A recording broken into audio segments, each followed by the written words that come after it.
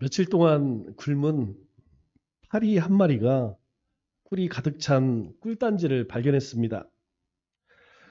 이 파리가 꿀단지를 발견하고 배가 고픈 마음에 정신없이 꿀을 먹었어요. 그런데 한참 동안 정신없이 꿀을 먹다 보니까 날개가 꿀에 다 젖은 이것도 모르고 꿀을 먹었어요. 그리고 한참 동안 꿀을 먹고 나서 이제 꿀단지 밖으로 나오려고 하는데 나올 수가 없는 거예요. 날개가 꿀에 젖어서 이 꿀단지에서 날아오를 수가 없었습니다. 그런데 이 광경을 멀리서 나비 한 마리가 지켜보고 있었어요. 그리고 이 파리를 향해서 비웃습니다. 이 멍충아. 그렇게 미련하게 꿀을 퍼먹으니까 그 꿀을 당하는 거지. 나처럼 꿀 맛만 보고 얼른 나와야지. 그 꿀단지 속에 들어가면 어떻게 나오겠느냐. 너는 그 꿀단지에서 죽게 될 거야. 너는 참 바보 멍텅구리야. 이렇게 비웃는 거예요. 그렇게 나비는 이 꿀단지에 빠진 이 미련한 파리를 놀리다가 유유히 날아가게 됩니다. 그런데 천장에 환하게 타고 있는 램프를 보고 이 나비는 홀린 듯 이 램프를 향해서 달려가 타 죽고 말았어요. 꿀단지 속에 있던 파리가 이 나비를 보고 한심한 표정으로 이렇게 말합니다. 어차피 나도 죽을 목숨이지만 너는 나보다 한참 더 어리석은 그런 놈이구나. 그러면서 꿀단지 속에서 파리가 아주 좋아하는 거예요. 우리가 이 모습을 보면 파리나 나비나 거기죠? 부친 개찐이에요. 누가 나은 게 없습니다. 그런데 모든 사람이 이 죄 가운데 사는 모습이 이와 아주 똑같다는 것이죠. 죄의 모양과 크기는 조금 다르지만 그 결과는 죽음이라는 사망이라는 값을 반드시 치러야 합니다. 우리가 매일 조금씩 우리의 양심을 좀먹는 꿀 같은 죄악이 있어요. 또 단번에 믿음의 근간을 흔드는 불 같은 죄도 있습니다. 그러나 결과는 다 마찬가지라는 거예요. 조금씩 짓는 죄나 내가 큰 죄를 짓나 그 끝은 결국 하나님의 심판을 피할 수 없다는 것이죠. 그래서 그리스도인들은 자신의 힘이 아닌 하나님이 주시는 능력과 은혜로 살아가는 사람들입니다. 우리의 힘으로 해결할 수 없는 일들이 생겼을 때 진짜 부족한 것은 우리의 능력이 아니라는 것이죠. 우리가 큰 어려움을 만났을 때에 우리의 자신의 힘이 문제가 아니라 하나님을 향한 믿음입니다. 구하지 않는 사람은 아무것도 받을 수가 없죠. 우리 속담에도 무는 놈 떡 하나 더 준다 이런 말이 있어요. 하나님께서는 우리의 형편과 사정을 아십니다. 그럼에도 불구하고 하나님께서는 찾는 자에게 두드리는 자에게 하나님께서는 은혜를 허락하신다는 것이죠. 그렇기 때문에 하나님의 도움이 필요할 때는 하나님께 즉시 구하라고 우리에게 말씀합니다. 우리가 살아가면서 아름다운 모습들이 많이 있죠. 그 가운데 하나가 사람들 사이의 화해는 언제 보아도 아름다운 그런 광경입니다. 우리가 명절을 보냈죠. 이 명절을 통해서 만일 오랫동안 말도 안 하던 형제가 서로 껴안고 웃는 모습을 본다면 여러분 이것처럼 따뜻한 장면이 없어요. 또 부부관계도 마찬가지죠.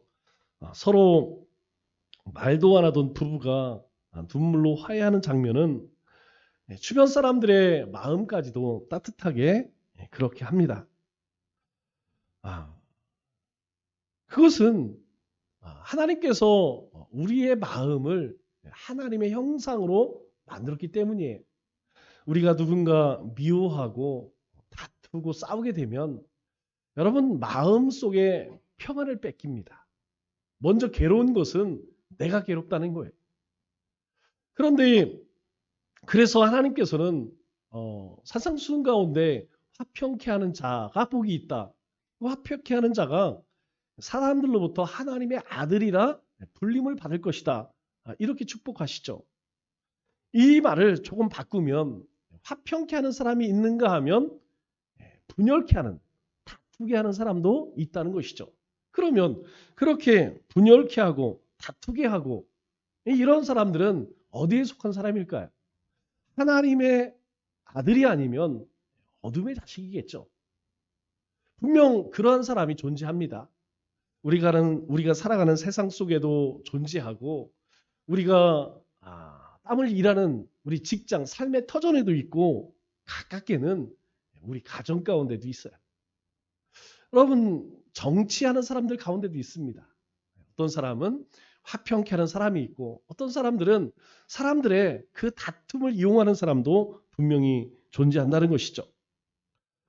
그런데 오늘 본문은 이것보다 훨씬 더 큰 화해를 우리에게 보여주고 있습니다. 바로 유대인과 사마리아인의 화해이죠. 사실 이 유대인과 사마리아 사람들, 북이스라엘 사람은 한 민족이죠. 다른 민족이 아닙니다.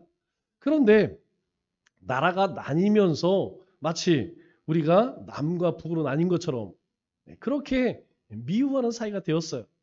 분명 한 동족입니다. 그런데 원수보다 못한 그런 사이가 되었다는 것이죠. 그래서 이들은 서로 말을 섞지 않습니다. 절대로 남유대 사람은 북이스라엘 사람들과 나가지 않아요. 그리고 같은 자리에도 앉지 않습니다. 뿐만 아니라 같은 그릇으로 물도 마시지 않아요. 얼마나 싫었으면 여러분 우리가 어떤 모임에 아무리 싫어도 이 정도는 아니죠. 그런데 얼마나 싫으면 말도 하지 않고 같은 자리에 앉지도 않고 물도 같이 마시지 않는 그런 관계였습니다. 그런데 예수님 때문에 이 두 민족이 함께 앉고 함께 먹고 함께 믿는 공동체가 되게 되어지죠. 놀라운 것은 이 엄청난 변화가 한 사람의 전도로 시작되었다는 것입니다. 그 이름도 기록되어 있지 않은 이 사마리아 여인 그 한 사람으로 인하여서 이 놀라운 일들이 일어났다는 것이죠. 오늘 본문은 이 사마리아 여인을 통해서 진짜 전도자는 어떤 존재인지 우리에게 말씀해 주고 있습니다. 먼저 이 사마리아 여인은 자신의 죄를 보게 되었습니다. 즉 전도자는 자신의 죄를 볼 줄 알아야 한다는 것이죠. 16절 17절 말씀을 보면 예수님께서 묻습니다. 가서 내 남편을 불러오라. 이제 우물가에서 이렇게 물을 뜨러온 여인을 만났는데 예수님과 대화를 해요. 대화를 하다가 예수님께서 네 남편을 불러와라. 그랬더니 이 여인이 뭐라고 대답하느냐. 나는 남편이 없나이다. 분명히 같이 사는 남자가 있는데 나는 남편이 없다. 이렇게 이야기해요. 그때 예수님이 뭐라고 말씀하시냐면 옳다. 내가 하는 말이 맞다. 이렇게 말씀하세요. 이 여인의 인생은 그렇게 자랑할 만한 삶이 아니었습니다. 이 여인은 이미 5번의 결혼과 실패가 있는 그런 여인이었어요. 그리고 지금은 결혼하지 않은 남자와 동거하면서 사람들의 눈을 피해서 사람들이 얼마나 비웃겠습니까? 수군거리겠어요. 그러니까 사람들이 없는 시간에 물을 길러 나오는 그런 인생이었던 것이죠. 지금이야 이것이 큰 그런 크게 그런 게 아니죠. 그런데 여러분 우리나라도 그렇지 않은 때가 있었죠. 불과 몇 년 안 됩니다. 이게 남의 이야기니까 그럴 수도 있겠다 이런 생각이 들지만 여러분 만일 내 딸이 또는 내 며느리가 이 사마리아 여인 같다라고 한다면 여러분 어떻겠습니까? 아마 어디 가서 참 얘기하기가 쉽지가 않아요. 그래서 그녀는 사람 앞에 서는 것을 극도로 싫어했습니다. 이 한낮에는 뭐 중동 여러분 아시겠지만 엄청 더워요. 이때에는 다 집에서 쉽니다. 보통 이 한낮에 12시부터 3시까지는 잠을 자죠. 그런데 그 시간에 이 여인은 물을 기르러 왔어요. 타시악에서 사람들 앞에 나설 수 없는 그런 사람이었다는 것을 알게 됩니다. 그런데 이 사마리아 여인은 예수님과 대화 가운데에서 자신의 삶을 보게 되죠. 자신의 삶이 어떤 삶인지, 어떤 인생인지 마주하게 되었다는 것입니다. 그리고 비로소 자신의 죄와 추함을 깨닫게 됩니다. 만일 이 여인이 거절했다면 어떻게 됐을까요? 우리가 하나님의 말씀을 들을 때에 때로는 우리의 마음이 찔릴 때가 있습니다. 왜냐하면 이게 하나님이 주시는 감동이죠. 하나님의 영이 우리 가운데 있으면 우리가 공부했던 것처럼 해서는 안 될 일 또는 해야 할 일을 안 하거나 믿음으로 하지 않은 그런 것들이 우리가 말씀과 부딪히게 되면 우리의 마음 가운데 찔림이 옵니다. 괴롭죠. 두 가지 반응이 있어요. 하나는 하나님이 나에게 말씀하시는구나. 이렇게 사마리아 여인처럼 받아들이는 사람이 있는가 하면 또 어떤 사람은 왜 저런 불편한 말을 하지? 그렇게 튕겨나가는 사람도 있다는 것이죠.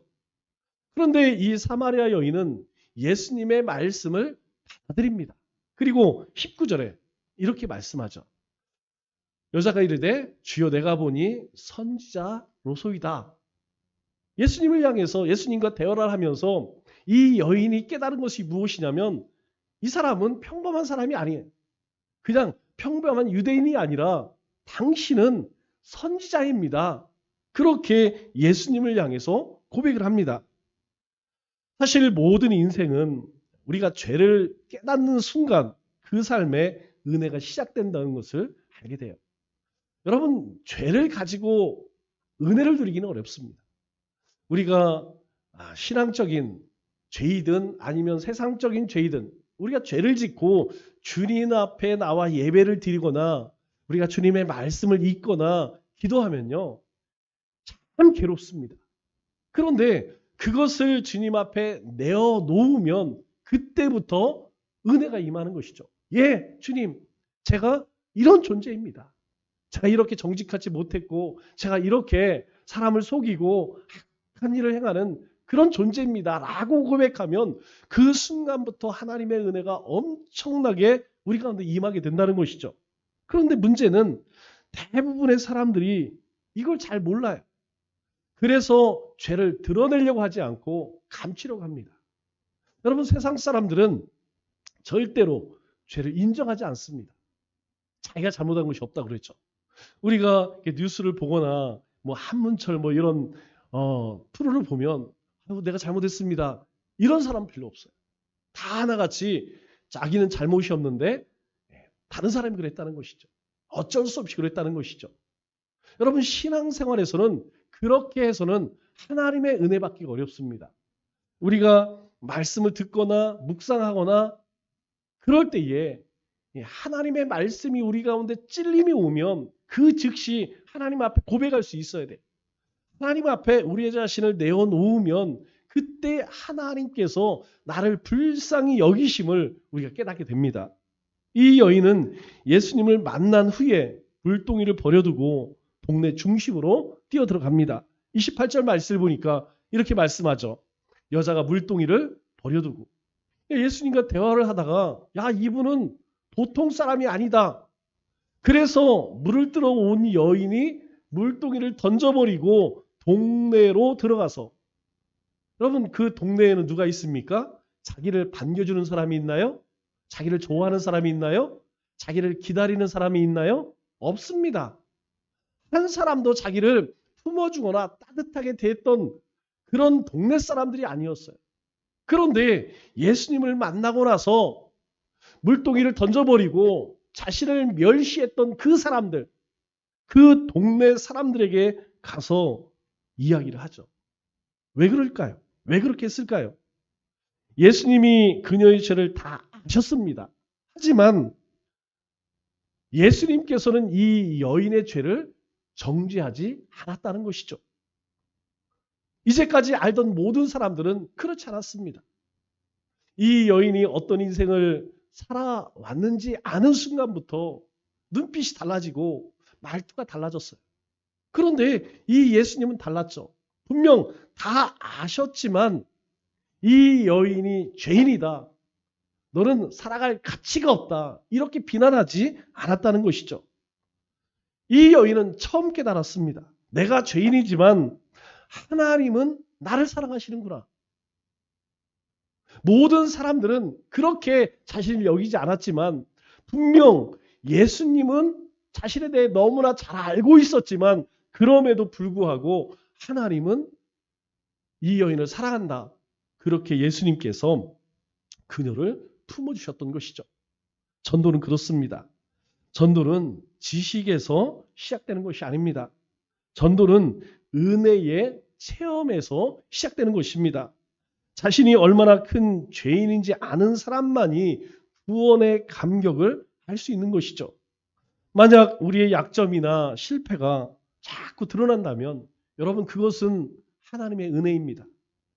사람들은 자신의 약점을, 자신의 실패를 숨기려고 하죠. 왜냐하면 그것이 곧 사람들의 비난으로 돌아오기 때문입니다. 그러나 하나님은 그렇지 않다는 것입니다. 우리가 연약할수록, 우리가 부족할수록 그것이 드러날 때에 우리의 삶에 하나님의 은혜가 넘치게 되는 것이죠. 그러므로 우리는 내가 연약하다고 해서, 내가 실패했다고 해서 괴로워할 필요가 없다는 것이죠. 오히려 감사해야 합니다. 이 깨달음이 바로 하나님의 긍휼하심을 덧입게 되는 것이죠. 하나님은 때로 우리를 어려운 대인 관계나 환경 속에 밀어넣으셔서 우리의 진짜 모습을 보게 하십니다. 그 속에서 우리를 하나님의 사람으로 그렇게 빚어간다는 것이죠. 며칠 전에 우리 김태현 장로님이 전지를 하다가 사다리에 떨어졌어요. 그럼 사다리 꼭대기에서 뚝 떨어졌는데, 이게 잘못 떨어져서 이 엉덩이 허리부터 떨어졌어요. 요추 1번, 3번이 부러졌습니다. 금강이 아니라 부러졌어요. 그리고 그 안쪽에 있는 뼈도 금이 갔다고 그래요. 무조건 2주 동안은 움직이면 안 됩니다. 안 된대요. 움직이면 움직인 그대로 이 뼈가 휘일 수가 있대요. 여러분 어떤 생각이 들까요? 여러분이라면 어떤 생각이 들겠습니까? 먹고 살기 위한 생존을 위해 살기 위해서 일하는 것이 아니고 쉬는 날 주님의 교회를 섬기기 위해서 그렇게 일을 하다가 그런 일을 당했어요. 그냥 조금 피나는 그 정도가 아닙니다. 적어도 최소한 한 달은 쉬어야 되고 회복이 되려면 3개월 이상이 걸립니다. 여러분 무슨 생각이 들까요? 내가 주님이 좋고 주님의 교회가 좋아서 그 쉴 시간에 교회를 섬기는데 이런 일을 당했다면 여러분 어떤 생각이 들까요? 그런데 이렇게 신방을 가서 이야기를 나누는데 여러분 무슨 이야기를 하냐면 감사하다라는 얘기를 해요. 그럼에도 감사하다. 여러분 억울하지 않겠어요? 하나님 앞에 좀 화나지 않겠습니까? 아니 하나님 축복해 주셔야지. 뭔가 잘 되는 일들이 있게 해주셔야지. 그런데 오히려 하나님 앞에 감사를 하고 눈물을 흘려요. 여러분 왜 그럴까요? 우리 인생이 그런 사고를 통하여서 무엇을 보여주시냐면 하나님의 사랑을 보여주세요. 하나님의 은혜가 얼마나 큰지 그 일을 통해서 하나님께서 오히려 깨닫게 하신다는 것이죠.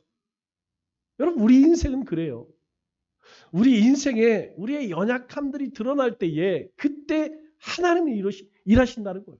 거꾸로 우리가 잘난 척하고 우리가 있는 것으로 하려고 하면 하나님은 아무 일 하지 않습니다. 너 잘하니까 내 능력이 있으니까 네 것으로 하라 하나님은 가만히 계세요. 그러나 하나님, 우리는 연약합니다. 우리는 부족합니다. 아무것도 할 수 없는 존재입니다. 라고 엎드리면 하나님께서 일하신다는 것이죠. 이 하나님의 은혜를 기억하시기 바랍니다. 우리가 우리의 죄를 보는 순간 하나님의 은혜가 우리 가운데 흐른다는 사실이에요. 두 번째로 이 여인은 하나님의 능력을 경험했습니다. 다시 이야기해서 전도자는 하나님의 능력을 경험해야 한다는 것이죠. 29절 말씀 보니까 이 여인이 이렇게 고백합니다.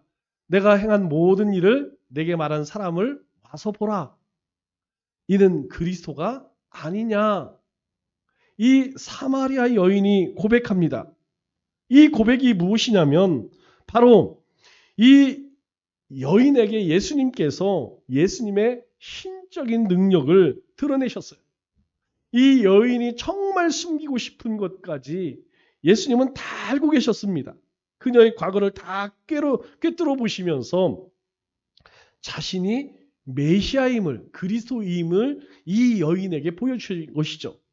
우리 25절로 26절에 이렇게 말씀합니다. 여인이 이야기를 해요. 메시아 곧 그리스도가 하는 이가 오실 줄을 내가 아오니. 분명 하나님께서 우리에게 메시아를 보내준다고 하신 것을 제가 알고 있습니다. 그가 오시면 모든 것을 우리에게 알려주실 것입니다. 이 사마리아 여인이 예수님과 대화를 하면서 그런 얘기를 해요. 메시아는 하나님의 약속이고 그 메시아가 오면 지금까지 우리가 알지 못했던 모든 것들을 다 알게 하실 것입니다. 했더니 예수님이 뭐라고 말씀하세요? 내가 말하는 내가 그라. 그래, 네가 말하는 그 메시아가 바로 나야. 그래서 이 여인은 이 사람이 그리스도가 아니냐 그렇게 외쳤던 것이죠. 그렇게 외쳤던 것은 바로 이 예수님을 영적으로 체험했다는 것이죠. 영적인 체험이 있었다는 것입니다. 하나님의 임재하심, 하나님의 살아계심을 경험했다는 것이 전도는 이 합리적 설명으로는 참 부족합니다. 하나님의 이 초자연적인 능력을 우리가 믿고 체험할 수 있어야 한다는 것이죠. 예수님의 삶 자체가 기적의 연속이었어요. 우리가 성경을 보면, 우리가 사복음서를 보면 거의 예수님께서 사람을 고치시고 살리시고 병자를 귀신 들린 자를 내쫓고 이런 이야기들이 계속 등장하죠. 기적의 연속입니다. 마찬가지로 우리도 그 능력, 그 주님의 생명의 능력을 경험해야만 바로 복음을 전할 수 있다는 것이죠. 그런데 사실 우리 일상을 바라보면 우리가 이 주님을 만나고 믿음 안에 살면 우리의 삶 자체가 기적이라는 것을 알게 됩니다. 전도는 이론이 아닙니다. 체험의 결과라는 것이죠. 모든 사람은 마찬가지입니다. 사람은 논리보다 이 경험에 반응하는 것이죠. 하나님께서 나를 이렇게 바꿨어. 하나님께서 나를 이렇게 인도하셨어. 하나님께서 내 삶에 이렇게 채우셨어. 하나님께서 나를 이런 위험 가운데에서 지키셨어. 여러분, 그때에 이 복음의 능력이 나타나는 거예요. 제가 설 명절 때에 이제 부모님 묘소를 갔는데 조카들이 같이 왔더라고요. 이 조카들 가운데에서 이제 작년에 임용고시를 본 조카가 있어요. 재작년에는 1차에 떨어지고 작년에는 2차에서 떨어지고 올해 합격했대요. 합격을 했는데 자랑하러 온 것이 아니고 인사하러 왔어요. 저기 큰아버지 그리고 고모들한테 너무너무 고맙다고. 여러분, 이 친구는 교회에 나가지 않습니다. 그런데 만날 때마다 무슨 얘기 하냐면 큰아빠 기도해 줄게. 고모들이 너를 위해 늘 기도한다. 네 합격을 위해서 기도한다. 매일 문자 보내주고 그렇게 격려를 해줬어요. 그랬더니 이 조카가 뭐라고 생각하냐면 자기가 실력이 있어서 공부를 열심히 해서 붙은 것이 아니라고 생각해. 뭐라고 이야기하냐면 큰아빠 기도해 주셔서 고모들이 기도해 주셔서 제가 임용고사에 붙었습니다. 이런 이야기를 하더라고. 여러분, 우리가 기도의 능력이 있다고 믿으면 그 믿음대로 되는 것이라는 것이죠. 그런 믿음의 고백이 설교보다 논리보다 더 강력한 영향력이 있다는 것입니다. 그렇기 때문에 우리가 그런 하나님의 살아계심을 경험하기 위해서 어떻게 해야 할까요? 도전해야 됩니다. 여러분, 안 될 것 같은 일들, 불가능할 것 같은 일들, 도저히 이것은 여러분 믿음으로 도전하세요. 여러분 그것이 하나님이 기뻐하시는 일이라면 믿음으로 도전해 보세요. 그러면 하나님께서 우리의 삶에 이 기적을 경험케 하십니다. 그런데요, 포기한다면, 만일 해보지도 않는다면 여러분 우리 가운데에 기적의 경험이 있을까요? 있을 수 없죠. 도전하지 않으면 여러분 우리는 우리의 삶에 아무런 그런 하나님의 살아계심을 경험할 수 없게 됩니다. 그러나 도전하면, 우리가 믿음으로 도전하면 하나님이 행하시는 거예요. 서클 쿨만이라는 사람이 나는 기적을 믿는다라는 책을 썼는데 그 책 안에 이런 내용이 있어요. 한 용접공이 용접을 하다가 큰 폭발 사고가 일어났어요. 뭐 지금이야 그런 일이 없지만 예전에는 그런 일들이 많았죠. 그런데 이 용접 가운데 큰 사고로 인하여서 두 눈을 실명하게 됩니다. 여러분 사람 몸이 10량이면 눈이 얼마라고요? 9량이래. 우리 양 권사님이 요즘에 이 눈이 안 좋아서 엄청 힘들어하세요. 여러분 눈썹이 자꾸 찔러요. 뭐 이게 이야기 들어보니까 수술하지 않고는 이게 고치기 어렵다고 하더라고요. 그래서 이 권사님이 눈을 뜰 수가 없는 거예요. 항상 눈을 감고 계세요. 여러분 눈이 감겨지면요, 앞을 보지 못하면 여러분 이건 못 듣는 거, 말 못하는 거 비교가 되지 않습니다. 생활 자체가 너무 힘들어져요. 삶의 질이 완전히 떨어져 버립니다. 그런데 시력을 잃었으니 얼마나 상심이 크겠습니까? 그래서 이 사람이 집회에 나가게 됩니다. 집회에 나가서 하나님이 치료해 줄 것을 믿고 구해요. 어떻게 되었을까요? 고침을 받게 됩니다. 그런데 이 용접공만이 이런 일을 경험하는 건가요? 아닙니다. 우리 가운데에도 심한 불면증이나 각종 중독에 찌든 인생, 또 기도 중에서 그런 일들을 경험한 사람들이 수두룩해요. 이야기하지 않아서 그렇지 우리의 삶에 하나님께서 행하신 기적을 경험하는 수많은 사람들이 있다는 것이죠. 이것을 체험하라는 것이죠. 그리고 그 체험한 것을 나누라는 것입니다. 내가 내 삶에 하나님이 이렇게 일하셨다, 이렇게 행하셨다, 이렇게 인도하셨다. 여러분 우리 목장 나눔에서 뭐합니까? 여러분 그곳은 우리 목장에서는 성경 공부하는 곳이 아닙니다. 내 삶 속에, 한 주간의 삶 속에 하나님이 어떤 일들을 행하셨는지 그거 나누는 거예요. 하나님은 살아계셔요. 하나님은 지금도 역사하십니다. 작은 변화도 체험해야 한다는 것이죠. 우리의 마음의 평안이나 습관의 변화나 이 관계의 회복에 만일 체험이 없다면 여러분 구하십시오. 하나님께 구하십시오. 하나님이 말씀하세요. 구하라, 찾으라, 두드리라. 그러면 우리 인생에서도 분명히 이런 하나님의 놀라운 기적을 경험할 수 있다는 것이죠. 마지막으로 이 여인은 자신을 완전히 드러내요. 다시 이야기해서 전도자는 자신을 드러낼 수 있어야 한다는 것입니다. 39절 말씀을 보니까 이렇게 말씀합니다. 여자의 말이 내가 행한 모든 것을 그가 내게 말하였다 증언하므로 그 동네 중에 많은 사마리아인이 예수를 믿는지라. 이 여인이 내가 행한 모든 일, 내 삶을 예수님이 다 알고 계셨다. 그 이야기를 동네 사람들에게 가서 이야기를 합니다. 여러분 이 이야기는 자랑거리인가요? 자랑거리가 아니에요. 부끄러운 일이지. 그런데 자신의 그 모든 것들을, 이 수치스러운 일들을 다 이야기를 해요. 주님이 다 알고 계시더라. 내가 이런 삶을 살았는데 그분이 다 알고 계시더라. 그랬더니 그 동네 중에 많은 동네 사람들이 예수를 믿는지라. 그녀는 숨기지 않았습니다. 자신의 수치를 숨기지 않았다는 것이죠. 다 고백합니다. 오히려 자신의 그 부끄러움을 이용해서 복음을 전했다는 것이죠. 여러분, 사람 어떻습니까? 솔직한 완벽한 사람보다 솔직한 사람에게 마음이 열려요. 여러분, 그렇지 않습니까? 거짓되고 위선적인 사람이 있어요. 우리가 흔히 연막 친다고 그러죠. 연막 치고 뭔가 이렇게 숨기는 사람. 여러분, 그런 사람을 신뢰할 수 있을까요? 그런 사람에게 마음을 내어놓을 수 있을까요? 어렵습니다. 제가 말씀을 준비하면서 우리 성도님들을 한번 생각해 봤어요. 가만히 생각해 보니까 우리 권사님들은 참 정직한 것 같아요. 우리 권사님들은, 우리 성도님들은 참 솔직한 것 같아요. 뭔가 꾸미고 속이고 이런 마음이 없어요. 그냥 있는 대로. 그게 참 좋아요.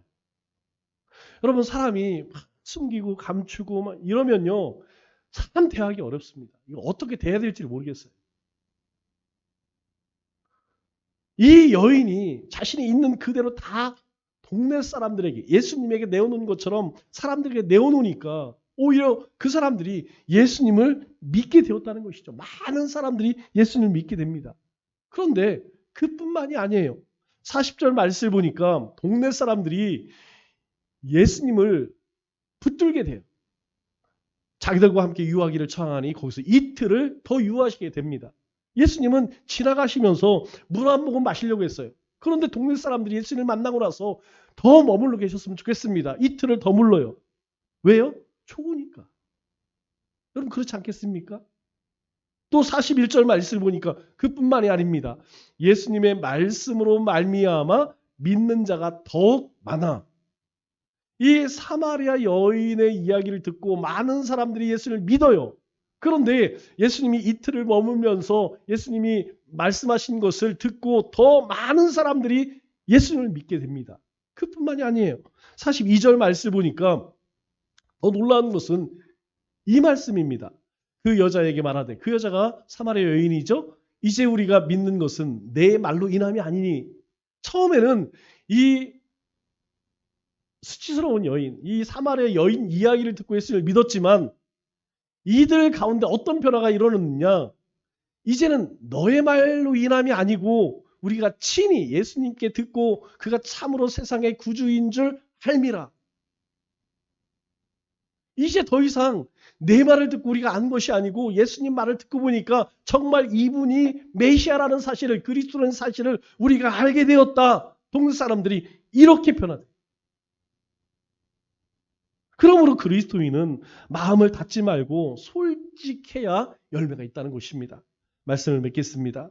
오늘 사마리아 여인은 예수님을 만나고 물동이를 버려두고 복음을 전한 사람이 되었습니다. 전도는 특별한 기술이 아닙니다.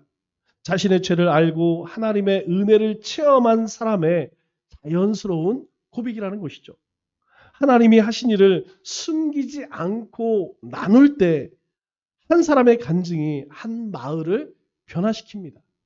올 한 해 우리도 물동이를 내려놓고 한 사람에게도 예수님을 전하는 삶을 사는 우리 믿음의 권속되시기를 주님의 이름으로 축원합니다.